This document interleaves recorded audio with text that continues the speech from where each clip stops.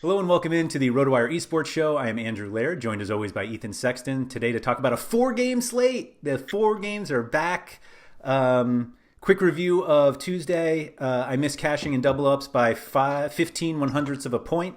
I was in the $5 single entry double up, which paid out to everyone in front of me. I was joking with somebody. So my lineup is technically 83rd.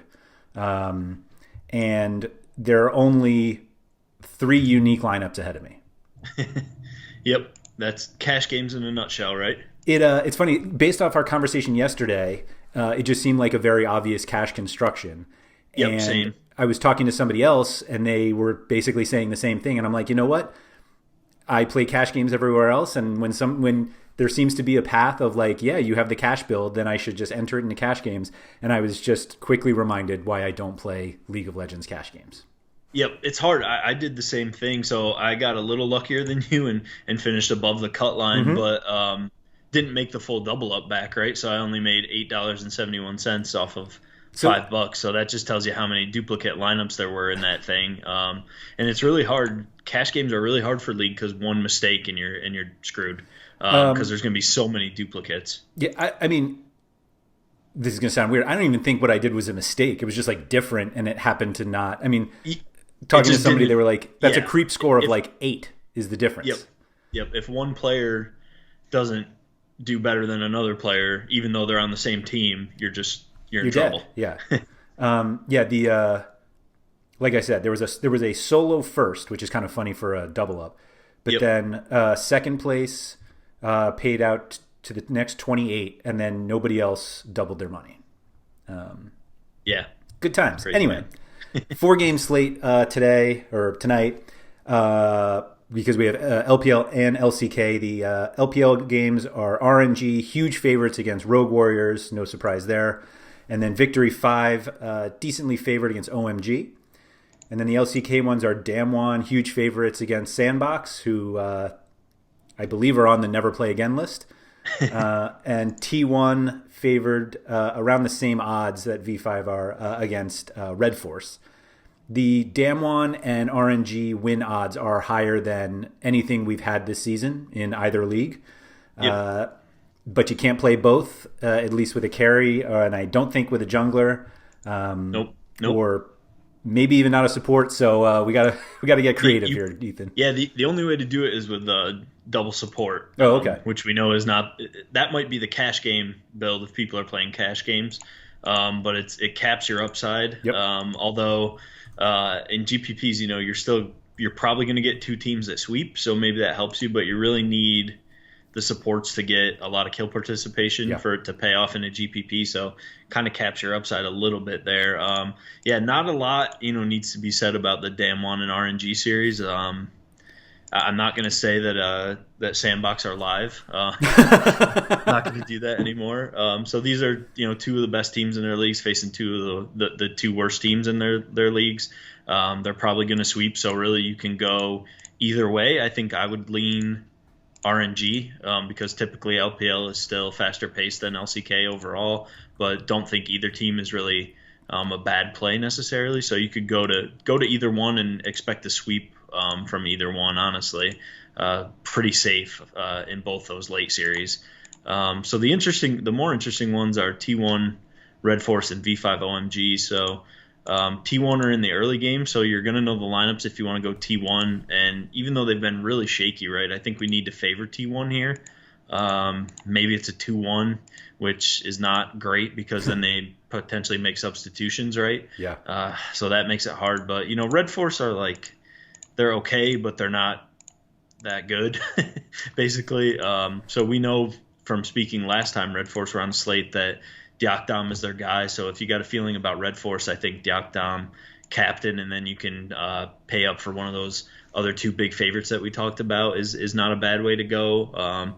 Just for me, I think T1 are going to come out of that series with the win, but can't really fault anyone if they want to go the Red Force route, especially in like a GPP, because T1 have been shaky, and Red Force, while the entirety of the team don't usually have the upside we like, we know Diakdam has had upside series in the past. So That's a potential avenue, I guess. Don't love any of the underdogs on this slate really, except for OMG. Oh, And I don't love them. Like I don't think I really want to end up there, except for in boom or bust lineups. But with V5 starting Trigger, I don't really. I don't really like Trigger at all. They're probably going to lose game one, and then Y4 is going to come in. So if OMG can take a game, maybe they can take the series. I mean, this is two bad teams, right? So a lot of times when we look at series like this with two bad teams, it's like, well, why not just take a shot on the underdog, right? I mean, they're fairly similarly priced, so you're not saving a lot of money. it's enough though. But with Trigger starting, it makes me pretty like he's been pretty bad when he's played. And they've had to go back to Y4, who is also not that good, but has been better than Trigger. So it's kind of interesting that they're starting him tomorrow. So I think for that series, it's like either take a shot on OMG, or if you want to get really weird, put Y4 in your lineup and hope that they lose game one and he comes in as a sub and they reverse sweep and he crushes. Yeah. That's obviously a pretty risky thing to do. So take it with a grain of salt. But just a couple ideas on how maybe we can get a little bit of different lineups here because it's going to be pretty chalky, at least with those two big favorites. Yeah, we need the mini-max back to start playing Y4 lineups. But yep, yeah, get real weird, right? Do you think you like Red Force more just because of the uncertainty with T1, or do you actually think that I mean, you said you thought T1 would win anyway, but like, right? Do we really think that Red Force can do something, or is it just that we dislike the T1 situation? I think it's more a product of T1 have just been shaky this year. Like T1 are definitely the better team on paper, but they've been the better team on paper for a lot of series that they've lost this year. So it's just the confidence with T1, right? It's not where we thought it would be coming into the year. So I think it's more just a product of that. Like I don't think Red Force are really a very good team, and if T1 had been performing more consistently this year, I think we could lump them into the conversation with RNG and Damwon as like a team who should no doubt sweep on this slate, right? Yeah. It's just that there's hesitation there because they really haven't performed well at all this year. So it's hard to trust them, but yeah, like you said, I still think they're going to win this series. But there is just there's more hesitation there than with the Damwon or an RNG just because of how poorly T1 have performed for a lot of this year. So RNG lead all the teams on the slate in kills per game. Rogue Warriors lead in deaths per game by such a stupidly humongous margin that Damwon, T1, and RNG are all under 12 kills or deaths per game, excuse me. Yep. Rogue Warriors just over 19, which is like a ridiculous number, right? It's what we want to target, right? So RNG should be 100% owned. Like that's the only way I look at it. Like I realize that the only reason to play them is to not play them is because everybody else is playing them. But like, right, this is the ideal setup for RNG. Yeah. Is there any way that Damwon keeps pace? They could, but I would lean RNG as well. Like you have to, right? Yeah. Yeah. I mean, I think Damwon are good enough that they could put up similar totals in their games, right? And it wouldn't be a shock at all. But I think the safer bet for the highest scoring team is definitely RNG. I mean, it's just like Rogue Warriors are the team we want to target, right, on these slates usually.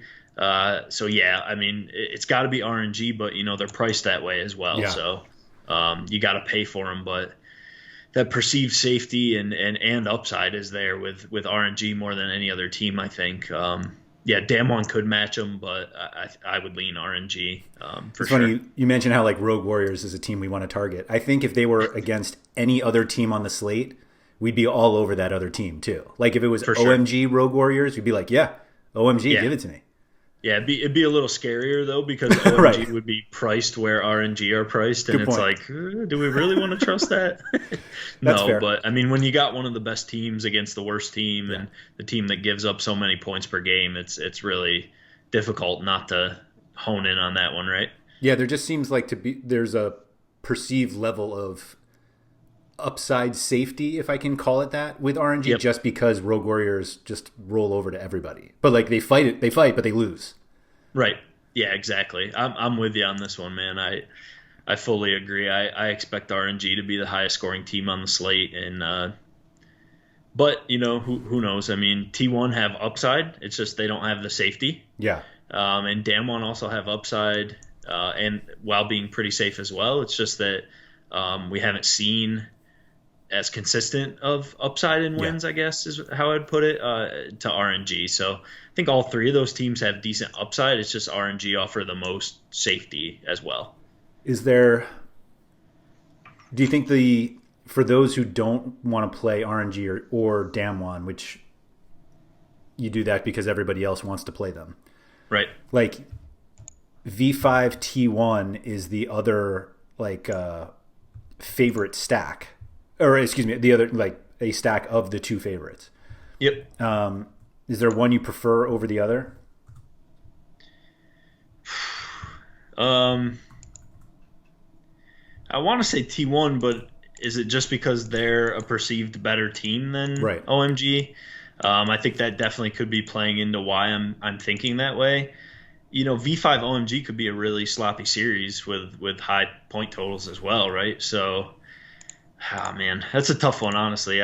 Maybe we go V5 OMG as the it wouldn't be surprising if that winner outscores T1, unless T1 just come out and really – T1 might get a sweep, but they might not have the point totals that we want, So maybe that V5 OMG becomes a sloppy series, and that helps us with the points in that one. So maybe I would lean that one a little bit. I think it was just maybe a little biased because T1 are the perceived better team than either of those teams. I mean, maybe that V5 OMG just becomes a slugfest that is just sloppy, but it's good for fantasy. And hopefully, if you play him, Trigger stays on like that. Yeah. I think if they lose, he's coming out. So it's kind of a risky proposition with him for sure, because that's pretty much been their pattern is if they lose with him, he's done, and then Y4 comes in. So I think in that sense, like an OMG team slot one-off could be a decent idea because if they pick up a game, it pays off. But you're not really saving a ton of money with that either. It's not like they're Sandbox who are 3,600. So you really can't even do a lot with that savings. Maybe I think I tried it, and I think you still can't do RNG Damwon double jungle. Yeah. So you really aren't getting a lot by doing that one off there anyway. So yeah, it's kind of a tricky one because we know who the favorites are, but it's really hard to fit them in. Yep. And then the underdogs we just don't really feel great about, except for maybe taking a shot with OMG. But if you're taking a shot with OMG, like we kind of said yesterday, instead of just one off, you might as well just go for it, right? Sure. So. Yeah. I just want to put this out there so I can take credit if it does happen. I think it's worth, if you're somebody who makes a lot of lineups, I think you absolutely make a Sandbox lineup. If Sandbox win tomorrow on the one slate where I'm not going to play them, I'm going to be very upset. But, that was a little bit of a warning to you that, I think maybe you should just cough up a little extra just in case. Just find a way. Yeah. Because, Damwon did lose to Fred at Breon, right? Hit the bell. We have seen this team lose. We've seen Damwon lose to bad teams. Or at least one bad team. And so I would feel awful if they won and you weren't around to which is funny that Sandbox is becoming your team because there's no reason for them to actually be your team. No, I'll make one lineup though just to cover my bases. Just in case. Yep. That's what the quarter arcade is for. There you go. All right, if you guys have enjoyed the video and are playing Sandbox on this slate, feel free to give a like button or hit the like button below. You can also subscribe to all the RotoWire videos. And speaking of subscribing, you can subscribe to RotoWire.com. Just go to RotoWire.com/pod, P-O-D, to get 10 free days to the site. No credit card required. Gets you access to all of our sports as well as our Discord chat, which is open for all subscribers, where we'll talk about cash builds that leave me 15 100ths of a point short of the line. And Ethan just over the line, but not quite doubling his money, but more than I have. Anyway, Ethan, thank you for that, and good luck on Thursday. All right. Take care, man. We'll talk tomorrow.